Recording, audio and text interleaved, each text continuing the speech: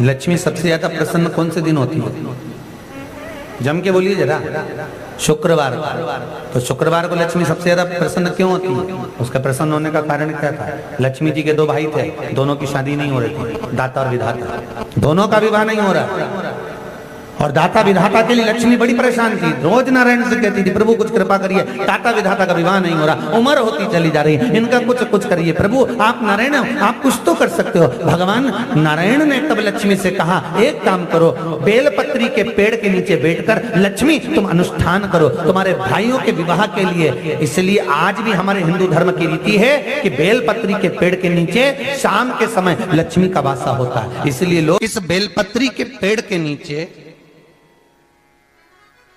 तुम्हारा रात्रि को शाम को 6 बजे से लेकर रात्रि को 8 बजे तक तुम्हारा निवास होगा। जैसे पीपल के पेड़ में देवताओं का निवास, आपको आप लोगों ने यदि पद्म पुराण पढ़ी होगी या सुनी होगी तो उसमें स्पष्ट कहा है, पीपल के वृक्ष की गणना, ध्यान देना, पीपल के वृक्ष में सुबह 4 बजे से लेकर 7 बजे तक ब्रह्मा जी का वासा होता है। पीपल के वृक्ष में सुबह 7 बजे तक ब्रह्मा जी का वासा, 7 बजे से लेकर 10:30 बजे तक पीपल के वृक्ष में भगवान विष्णु का वासा होता है। कितनी बजे तक? 10:30। 10:30 से लेकर 11:30 12 बजे तक पीपल के वृक्ष में पितरों का वासा होता है। इसलिए हमारे यहाँ पितरों को श्राद्ध पक्ष में जो भोजन कराया जाता है वो 10:30 से 12 के बीच में कराया जाता है। 12 बजे के बाद पीपल के वृक्ष में दोपहर के 1:30 बजे तक आहूतों का वासा रहता है। आहूत कौन? जो गर्भ में शांत हो गए, जो कुंवारी अवस्था में शांत हो गए, जो जन्म लेने के बाद उनका विवाह नहीं हुआ और शांत हो गए, उन आहूतों का वासा उस पीपल के वृक्ष में दोपहर में 1:30 बजे तक रहता है। उसके बाद में प्रेतों का वासा चालू होता है। इसलिए दोपहर के समय पीपल के पेड़ की परिक्रमा नहीं होती। फिर शाम को 4 बजे से 7 बजे तक पीपल के वृक्ष में शंकर जी का वासा होता है। इसलिए शाम के समय पीपल की परिक्रमा नहीं होती। 7 बजे के बाद में पीपल के वृक्ष में रात्रि को 9 बजे तक कुबेर का वासा होता है। फिर 9 बजे के बाद में प्रेतवास चालू होता है पीपल के वृक्ष में। उसी तरह बेलपत्री का जो वृक्ष है, उस बेलपत्री के वृक्ष के नीचे रात्रि को 8 बजे से लेकर 12 बजे तक बेलपत्री के पेड़ के नीचे कुबेर का निवास होता है। महाराज, कुबेर का निवास। प्रयास करा करो इसी बेलपत्री के पेड़ के नीचे हम दीप लगाएं, घी का दीप। यदि संपदा की कमी हो तो, अगर भगवान ने खूब संपदा दी है तो भले मत लगाओ, कोई दिक्कत। महामृत्युंजय मंत्र का यदि आप जाप करते हो और आपको मालूम पड़ गया कि शरीर में मुझे ये रोग हो गया है, मुझे शुगर हो गया है, मुझे बीपी हो गया है, मेरा ब्लड प्रेशर ऊंचा नीचा रह रहा है, कोई भयंकर रोग, मेरे रिश्तेदार को कोई कैंसर जैसा रोग हो गया, किसी को कोई थायराइड हो गया, किसी को कोई किडनी और लीवर में सूजन हो गई, किसी को कहीं किडनी और लीवर में तकलीफ हो गई, तो शिव महापुराण की कथा कहती है, नवग्रह शिव महापुराण की कथा कहती है कि बेलपत्री के वृक्ष के नीचे महामृत्युंजय मंत्र का जाप जो शुक्रवार की शुक्रवार घी का दिया लगा कर करता है, उसके रोग बाबा देवाधिदेव महादेव समाप्त करते चले जाते हैं। ये संजीवनी मंत्र शुक्रवार के दिन भगवान शंकर को शुक्र को दिया था, इसलिए उसकी प्रधानता।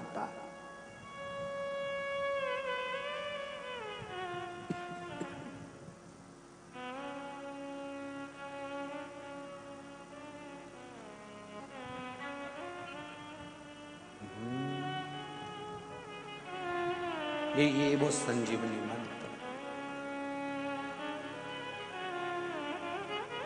शुक्रवार के दिन बेलपत्री के वृक्ष के नीचे बैठकर घृत का दिया लगाकर शरीर में जो रोग है उसका स्मरण कर कर शंकर जी से विनय कर कर, हे भोलेनाथ, आपने शुक्र देवता को संजीवनी मंत्र दिया है, तो क्या आप मेरे को वो मंत्र प्रदान नहीं करोगे?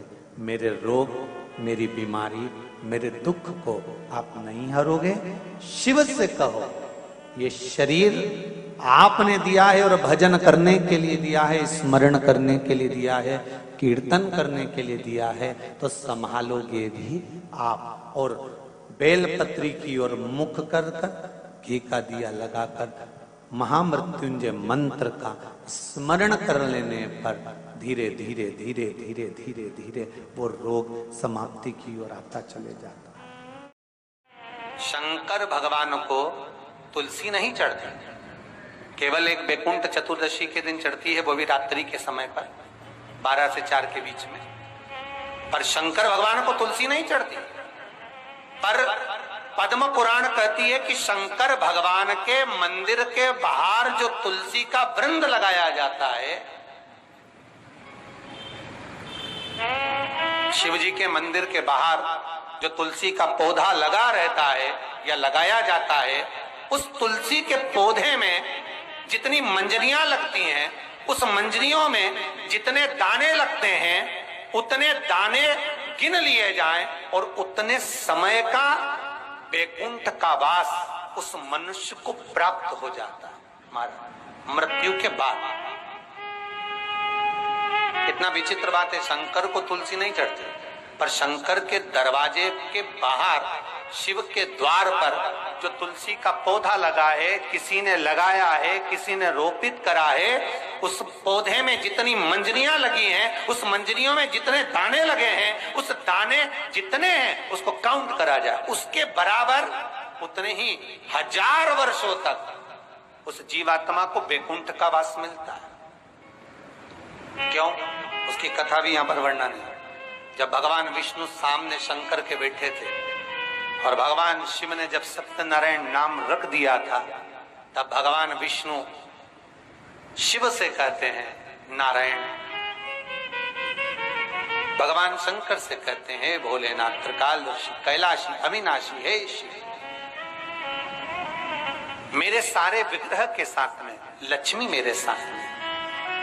बहुत ध्यान देना महाराज, मैं अगर नारायण रूप में हूं तो लक्ष्मी मेरे साथ में, मैं राम रूप में हूं तो सीता मेरे साथ में, मैं कृष्ण रूप में हूं तो राधा मेरे साथ में, मैं रंगनाथ रूप में हूं तो गोदा मेरे साथ में, मेरे साथ में लक्ष्मी सदा विराजमान है। पर आज आपने मेरा जो सत्यनारायण नाम रखा है, मैं अपना संग किसको ले? तब भगवान शिव ने कहा, आप जब बाहर निकले जो रोपित मिले बस वही आपको समर्पित हो। तुलसी का पौधा रोपित था, उस तुलसी के दल को भगवान नारायण ने अपना संग बनाया। और बहुत ध्यान देना, सत्यनारायण की कथा हो, चाहे भागवत की कथा हो, चाहे विष्णु पुराण की कथा हो, इन सभी कथाओं में सबसे ज्यादा प्रसाद की महत्वता नहीं है जितनी तुलसी के दल की महत्वता है। क्योंकि सत्यनारायण के साथ में हरि के साथ तुलसी का स्मरण